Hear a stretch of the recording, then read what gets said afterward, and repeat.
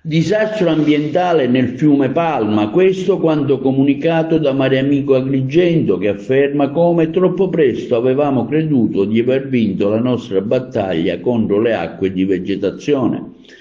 Dopo diversi anni, continua Mare Amico, fino ad ora non avevamo ricevuto nessuna segnalazione di sverso di acque di vegetazione nei fiumi e nel mare dell'Agrigentino.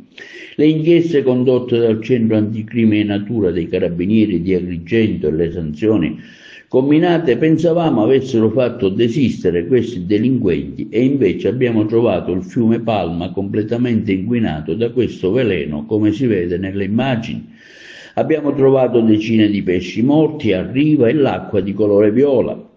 Queste acque di vegetazione, conferma Mare Amico, rappresentano l'ultimo residuo della molitura delle olive, sono un vero e proprio veleno e sono 200 volte più inquinanti delle fognature, perché sottraendo ossigeno all'acqua provocano la morte di tutte le forme di vita.